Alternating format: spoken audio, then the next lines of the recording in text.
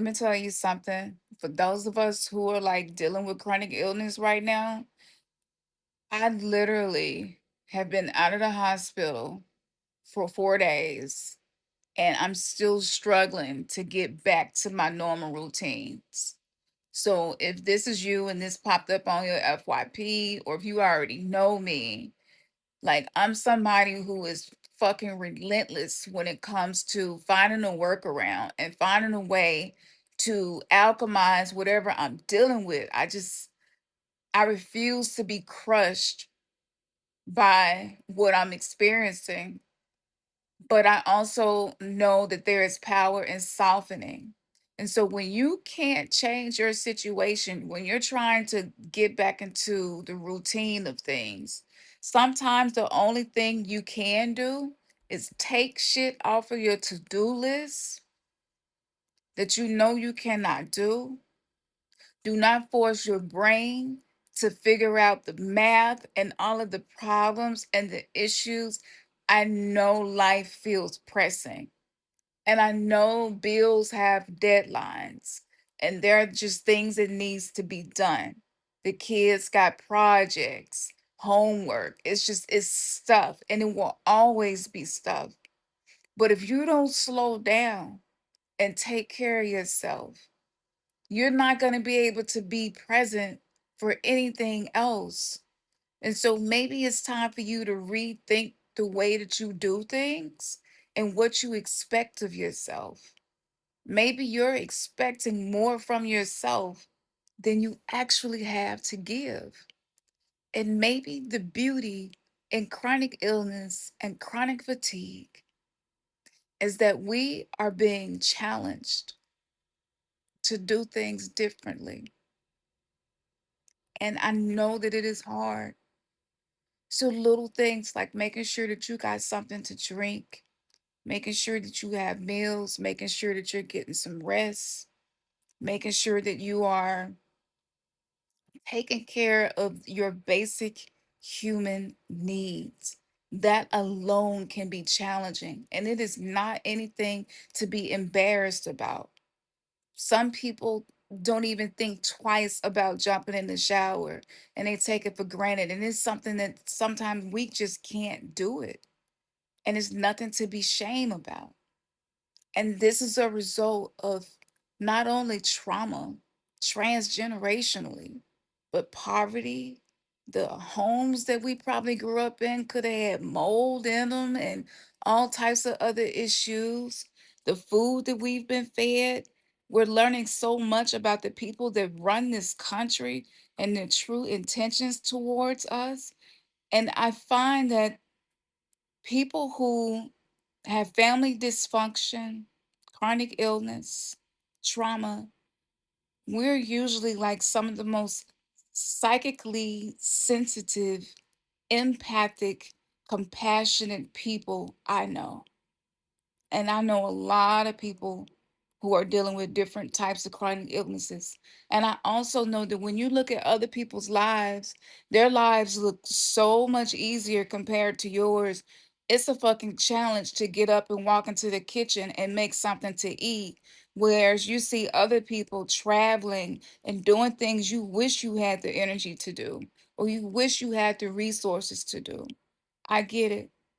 You cannot fix it all in one day. You're not going to be able to do everything that needs to be done in one day. But simple things like what I mentioned, taking care of your basic needs, just sitting and breathing and laying your hand on your heart and your womb if you're a woman and asking, like, what do I need right now? What can I give myself? Because we get trapped in between this space of trying to keep up like we're a normal person, trying to get everything done that needs to be done, but we're too tired to actually do it, but we're too wired to actually lay down and rest. It's such a confusing, frustrating space to be in, especially when you are multi passionate like I am. And I could be between making dinner and wanting to finish writing this new song that I'm working on and wanting to do a video because I just figured out that when my nervous system is overwhelmed, when I have just came through a traumatic moment, having a sickle cell crisis is a big T trauma every fucking time. And not just because of my body, but because of the healthcare system and sometimes the people that I have to deal with along the way. That is a trauma. And we have to actually treat ourselves like we're really going through what we're going through instead of trying to move through life like we're not going through it. Acknowledge it.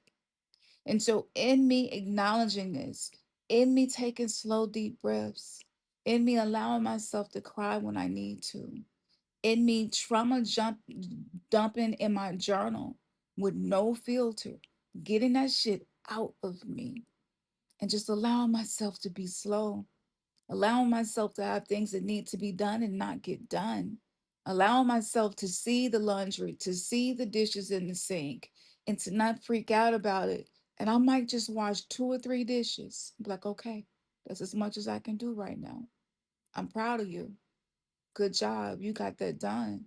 Now let's go and reward yourself with some stretching. Let's do some stretching. Let's do some somatic pendiculation, and that's just letting your body move however it feel like it needs to or wants to without an agenda, without having to follow what somebody else said. Taking my oak straw tincture, taking my nettle tea, my okra water with my ginger, like these really basic things. They sound so basic and they're so simple, but it actually takes energy for me to prepare these things, but it takes energy for me to be disciplined and be consistent as well. So while there are a lot of things that I would love to be doing other than managing my body like it's a baby, and my body, the cup of what I can handle is just full, and I can't load a lot more on to what's already on my plate. And so, if that is you, honey, give yourself permission to do whatever you need to do to take care of you, even when the people around you may not fully understand it. Even if the people around you feel like you are not doing enough, that's okay for them to feel that way. And it's okay for you to know that you're doing as much as you can, but do not put yourself in danger. Do not risk going deeper into burnout. When you have a chronic illness, that means that you are having to grieve on repeat. And you have to be sensitive enough to your body to know when I'm holding grief and I need to release it. When am I repressing anger about the situation because this isn't the life that I wanted for myself? This isn't what I wanted. This isn't my intention to live this way. And it can be really sad. And that's okay. You don't have to be positive all the fucking time. Sometimes you just need to give yourself permission to feel your feelings, to baby yourself, and to make sure that you are moving your body, even the small movements, pointing your toes while you're watching TV. Sometimes we watch TV to help disassociate from what's happening inside of our body so that we don't lose our fucking mind. Like, if that's you, that's okay. I know most gurus are not telling you this, but a lot of them are not walking this path with you, and I am. So I just wanted you to know that you are not alone and to be encouraged. And that in that stillness, in that place, you are creating a new baseline of peace for your nervous system to soothe your own soul. And that practice, even if you're being forced to do it through burnout, chronic illness, and fatigue, that practice is something that is going to heal generations. So there is a spiritual element to chronic illness. It's not all bad, it's a lot of benefit, but it doesn't mean that it's not challenging. It is, but we can get through it. So let me know that this resonate with you. Was this your first time seeing me? And if so, check out my YouTube. I have hundreds of videos. This chronic illness girly really likes to do what she does, which is share the wisdom that she has learned. And I've been dealing with this for my entire life, and I'm about to be 47. Okay, like that says a lot. So I got you. I'm that soft life coach you've been looking for. Peace.